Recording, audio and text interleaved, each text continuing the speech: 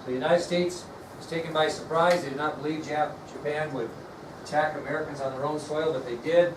As a result of the surprise, the attack by the Japanese produced some serious losses for the United States. I'm going to give you some stats on that. Number one, 21 ships were either sunk or suffered severe damage in the attack of Pearl Harbor. 21 American ships were either sunk or suffered severe damage. What type of ships were there in the harbor? Battleships, important battleships, aircraft carriers, battleships. Okay? 21 of them were either sunk or suffered severe damage. On those battleships, those aircraft carriers were aircraft, also aircraft on the ground because it was a naval air base. 188 aircraft that were sitting on the ground at Pearl Harbor were destroyed completely. 188 aircraft destroyed. 159 more damaged. 188 destroyed, 159 damaged. What was the more emotional part of the losses? American lives. And in this particular attack on Pearl Harbor on December 7, 1941, 2,403 American sailors and soldiers were killed. 2,403 American sailors and soldiers were killed. 1,178 wounded. 1,178 wounded. 2,403 killed. Now here was the thing that really, I think, got people a little concerned, emotional. Of the 2,403 soldiers that were, or excuse me, sailors and soldiers that were killed, of those 2,403, 1,177 of those lost their lives on the USS Arizona, on one ship. Okay? So of the 2,403 American lives that were lost in Pearl Harbor, 1,177 were killed on the USS Arizona. Now, anybody been to Pearl Harbor and seen the USS Arizona? Yeah, tell us a little bit about it. Kyra Klinghagen was there, and she told us a little about it. Tell me your thoughts on that and what it looked like in your mind. First of all, where's it at? How'd you get to it? That's what she said too. Yeah. How'd you get to it? Well, we were on one island and we had to like fly to the other island to get there. Okay, but did you boat then out to the? Did you take a boat out to the site? Yeah. And basically, what they have there? A memorial? How old were you when this happened? I was in like 4th grade. Okay, it might be tough. Well, basically, what they've done is the U.S. Arizona is still submerged there today. And they have a memorial over the top with a glass floor that you can kind of look down, and you can still see bubbles coming up from the ship. And many, many of those 1,177 soldiers that lost their lives on the U.S. Arizona are still down there. They were basically left there undisturbed and buried at sea. They never did recover the bodies of many of those. Okay? Now, I'm going to take you some interesting history. This fellow right here, Jim LaBelle, good friend of mine. This is Jim here, and this is Jim here, and this is Jim here. Jim is 98 years old, and he was the man that was handcuffed to Lee Harvey Oswald when he was shot by Jack Ruby in one of the most tragic days of American history. And he goes around even at 98 and speaks to a ton of groups about his experience that day on November 25th of 1963. He also goes around and speaks a lot about his experience of surviving Pearl Harbor.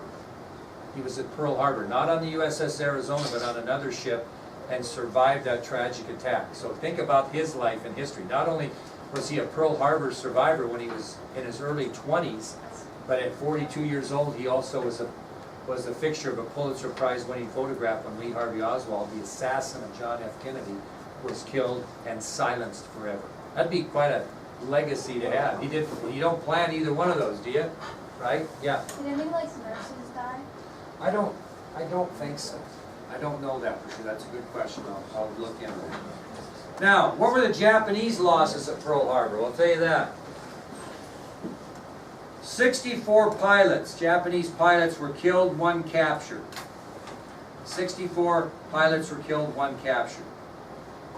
29 aircraft were lost, and 5 midget submarines were lost. So the Japanese casualties, much less 64 pilots were killed, 1 captured, 29 aircraft lost, 5 midget submarines lost. Why were there so many, I mean not a lot, I mean not so many, but how come there were so many pilot casualties by the Japanese? Didn't they come and have the surprise? What? Yeah, the kamikaze pilots. They would fly their planes directly into these battleships, giving up their life to do so. So anyway, 64, we'll talk more about that later. 64 pilots were killed, 1 captured, 29 aircraft lost, 5 midget submarines. You have a handout that you do not have to pull out right now, but I gave it to you the other day, and then I want you to kind of read through this for tomorrow so you get an idea. But basically, I'm not going to read it to you. I'm going to tell you that the next day, on December 8th of 1941, President Roosevelt addressed Congress, and he referred to the events of Pearl Harbor as, quote, a day which will live in infamy. And he gave a speech to Congress, and at the end of his speech, he asked for a declaration of war against Japan. Now, when Congress votes for a declaration of war, both the House and the Senate vote. Back in World War I, it was not unanimous. There were people that voted against entrance into World War I. Okay? Ironically, in this vote to declare war on Japan in World War II, there was only 1 dissenting vote. Every single member of Congress voted to declare war on Japan, and only 1 member of Congress voted against war. And that was Montana Congresswoman, which was unusual at the time, Jeannette Rankin. She becomes the only Congressperson in history that voted against both World War I and World War II. Jeannette Rankin. So, Congress granted Roosevelt's request as the Senate voted unanimously to approve war. The House had only 1 dissenting vote. The lone nay vote came from Montana Congressman Jeannette Rankin, who incidentally voted against American entrance into World War I as well. Now, back before this ever happened, she was running for Congress. It was pretty interesting because women didn't do that in those days, right? And when she was asked, why are you running for Congress? She said, quote, I'm not running for Congress. I'm running for women's suffrage and against war. So she made it really clear when she ran for the Congress prior to either war that she was running for women's suffrage and against war. So it wasn't unusual to her that she voted no, but she is the only one. Well, 3 days later, on December 11th, 1941, watching from Europe, both Germany and Italy declare war on the United States. On December 11th, 1941, both Germany and Italy declare war on the United States, and in turn, the United States declares war on both Germany and Italy, and so for the United States of America, World War II has begun. Okay? Now, I want you to get in your notebooks and take out a reading assignment on Jeannette Rankin. I will give you the rest of the period to work on that. It is due tomorrow at 3:30. You can turn it in if you're done by the end of the period, or during class tomorrow, no later than 3:30. Now, I want to point something out. You're going to need to read this, and it's going to ask you 3 questions on the back.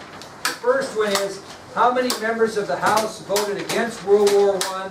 How many voted against World War II? That's a specific answer to that question. Why did Jeannette Rankin decide not to run for re-election in 1942? That's a specific answer to that question. The third one, though, you need to think about. Should members of Congress vote according to the views of their constituents or their own views?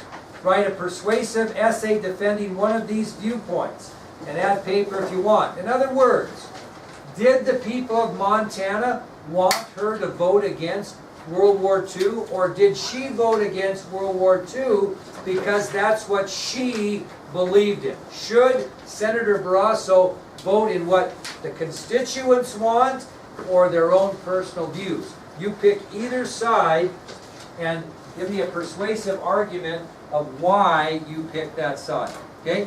Those are due tomorrow by 3:30.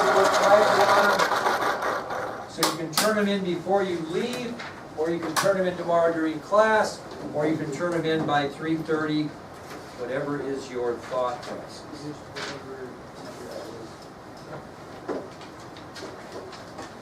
Did I talk to you about the t-shirts Yeah, not any. today?